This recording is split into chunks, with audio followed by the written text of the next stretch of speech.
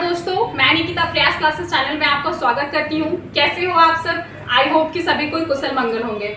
So finally guys, festival आपके खत्म हो चुके हैं और तैयारी भी अब आप स्टार्ट कर दीजिए, क्योंकि एसएससी की तरफ से बहुत बड़ी वैकेंसी अपडेट आ रही है, यानी कि सीपीयू एसआई की वैकेंसी आ रही है, जिसको लेके मैंने वीडियो पहले भी पोस्ट की थी। सो गाइस, अब इसके जो डेट है वो अनाउंस हो चुके हैं। साथ में बताऊंगी कि पोस्ट भी है, काफी बड़ी पोस्ट आई है, काफी अच्छे पोस्ट आए हैं, पहले बार से काफी ज्यादा पोस्ट है।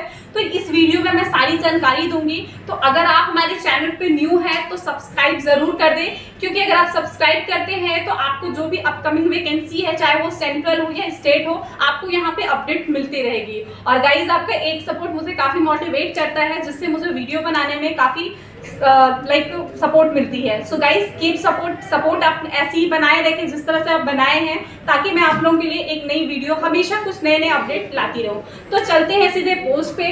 तो मैं बता दूं कि एसएससी सीपीयू एसआई की भर्ती आ चुकी है, यानी एसआई यानी कि आपका दरोगा का वैकेंसी। बहुत सारे स्टूडेंट वेट कर रहे थे। फाइनली बात करते हैं वैकेंसी के बारे में। तो बता दें कि एसएससी सीपीयू यानी कि दरोगा के लिए जो बहुत बड़ी वैकेंसी आई है, तो आप देख रहे हैं नोटिफिकेशन इसका रिलीज हो चुका है। जो टोटल पोस्ट है 4300 पोस्ट है, जिसमें आपके 2 पोस्ट निकले हैं। इसके बारे में मैं आगे चल के बात करूंगी। तो आपको बता दूं कि इसकी जो स्टार्टिंग डेट है 10 अगस्त यानी कि 10 अगस्त से स्टार्ट हो चुके हैं, और आपको जो टाइम मिल रही है लास्ट डेट 30 अगस्त तक ही है, यानी कि 20 दिन का ही आपके पास समय मिल रहा है। पहले क्या था कि एक महीने का समय मिलता था, बट अभी वैसा नहीं है, केवल 20 दिन ही आपको टाइम मिल रहा है। तो आपको फॉर्म जल्दी भरनी है, क्योंकि आप लेट से भरते हो ना तो सर्वर स्लो हो जाता है, तो जिसके कारण काफी प्रॉब्लम आती है। और आपको बता दूं कि इसके लिए करेक्शन के लिए भी आपको टाइम मिलेंगे, जो कि 2 सितंबर तक करेक्शन का भी टाइम दिया जाएगा।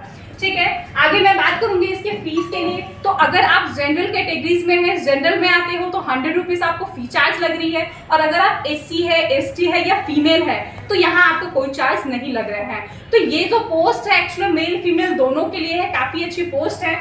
अब मैं इसकी एज की बात करूंगी। तो इसकी जो एज बेसिकली मैंने इस पहले भी वीडियो में पोस्ट की थी, 20 से 25 ईयर ही है, यानी कि मिनिमम आपका 20 ईयर होना चाहिए, मैक्सिमम 25 ईयर होना चाहिए, अगर आप जनरल कैटेगरीज में आते हैं। और आपको मैं बता दूं कि जो आपका एज काउंट हो रहा है 1/1/2022 यानी कि 1 जनवरी 2022 तक आपका ये एज होना चाहिए, तो आप इस फॉर्म को अप्लाई कर सकते हो। अब मैं बात करूंगी कि ओबीसी के लिए, तो इसमें 3 ईयर का रिलैक्सेशन दिया गया है ओबीसी के लिए, और एससी एसटी के लिए 5 ईयर का रिलैक्सेशन दिए गए हैं। आगे मैं बात करती हूँ इस फॉर्म के लिए जो पोस्ट निकला है। बेसिकली पहला जो पोस्ट है एसआई दरोगा के लिए निकला हुआ है, जो कि दिल्ली पुलिस की वैकेंसी आती है, वो आपका पोस्ट उसके लिए निकले हुए हैं। इसके लिए सबसे इंपॉर्टेंट चीज ये है कि सबसे पहली चीज तो आपका यहाँ पे ग्रेजुएशन होना चाहिए, और इसके अलावा आपके पास डीएल यानी कि ड्राइविंग लाइसेंस होना चाहिए। तो ये 2 चीज इस वैकेंसी के लिए आपको चाहिए ही चाहिए, तो ये चीज नीड है। तो अगर आपके पास ये दोनों है, आपने ग्रेजुएशन क्वालिफाई किया है और आपके पास ड्राइविंग लाइसेंस है, तो आप इस पोस्ट के लिए अप्लाई कर सकते हो। दूसरी जो वैकेंसी है वो आपका बेसिकली ये भी आपका सब इंस्पेक्टर है, अदर पोस्ट है। जैसे कि आपने देखते हो कि बीएसएफ में या फिर सीआईएसएफ में है, जो भी हमारे जो पोस्ट आते हैं वो अदर पोस्ट सीआरपीएफ वगैरह में, इसमें भी सब इंस्पेक्टर का निकलता है पोस्ट। तो ये आपका एसएससी के थ्रू ही जाती है। इसके लिए भी आपको ग्रेजुएशन ही चाहिए। तो अगर आपने ग्रेजुएशन किया है, आपके पास दोनों ऑप्शन है, दिल्ली पुलिस यानी दिल्ली दरोगा एसआई में भी आप जा सकते हैं, या फिर आप चाहो तो सीआरपीएफ में, सीआईएसएफ में, बीएसएफ में, यहाँ पे भी आप अपनी ज्वाइनिंग कर सकते हैं, अगर आपके पास ग्रेजुएशन है। और बस कर रहा क्या है, इसके लिए बस एग्जामिनेशन क्वालिफाई कर रहे हैं। तो बात करते हैं कि क्या इसकी स्टैंड प्रक्रिया है। ठीक है, तो इन दोनों पोस्ट के लिए आपका ग्रेजुएशन चाहिए। अब मैं बात करूंगी कि इसकी सिलेक्शन प्रोसेस कैसे होने वाली है। तो बात करूंगी इसके सिलेक्शन प्रोसेस जो है, सबसे पहले तो आपका पेपर 1 एग्जाम होगा।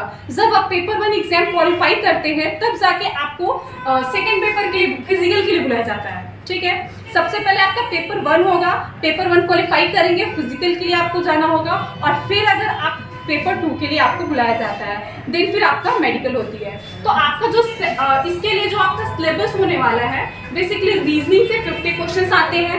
रीजनिंग में आपको 50 क्वेश्चंस पढ़ने हैं, जीके जीएस मिला के 50 क्वेश्चंस है, मैथ से 50 क्वेश्चंस है, इंग्लिश से 50 क्वेश्चन है। तो ये आपका 50-50 सब में क्वेश्चंस है, 200 क्वेश्चंस मिलेंगे, 2 आवर का आपको टाइमिंग मिलेगा।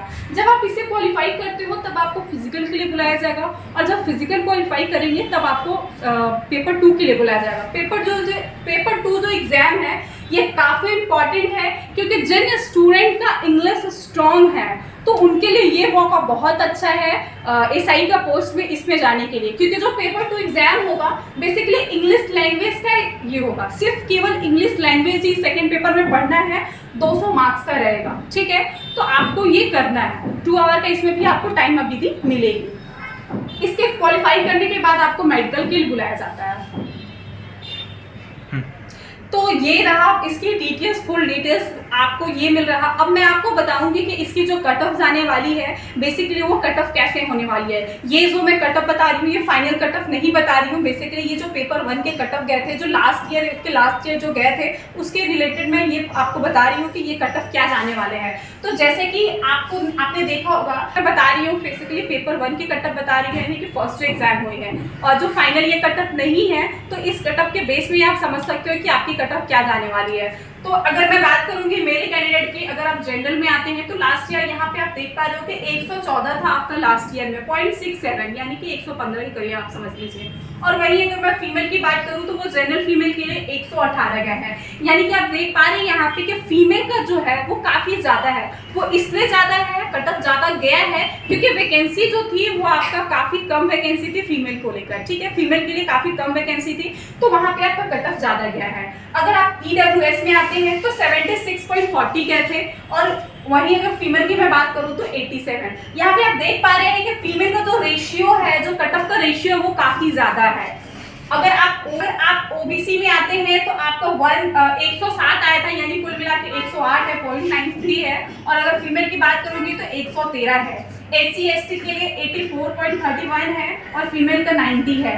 और यहाँ आपका ST के लिए बात करूंगी तो 83.54 है और फीमेल का 85। तो आप देख पा रहे हैं कि यहाँ पे फीमेल का कट ऑफ काफी ज्यादा है। तो प्रीवियस जो कट ऑफ को अगर देख के अगर बात करेंगे कि आज का जो एक्सपेक्टेड वो आपका कट ऑफ होना क्या होना चाहिए, तो बात करूंगी कि अगर आपने 115 लाया, 115 से 20 के बीच में आप लेके आते हो तो ये आपका ये फर्स्ट के लिए आपका ये काफी रहेगा। तो आपको एक स्ट्रैटेजी बना के रखनी होगी कि कैसे प्रिपरेशंस करने हैं, किस तरह से हमको ये मार्क्स लाने हैं, क्योंकि एक बार आपने स्ट्रैटेजी बना ली तो ये आगे चल के आपको काफी अच्छा रिजल्ट दे सकता है। तो गाइस आपको ये सारी डिटेल्स मैंने यहाँ पे बता दी है। वीडियो को आप बेसिकली जाके फॉर्म को अप्लाई करो और हमारी वीडियो को भी लाइक करते रहो, सब्सक्राइब करते रहो, शेयर करते रहो, ताकि आपके लिए और भी अपडेट मैं लाती रहूँ। So guys keep support, thank you so much.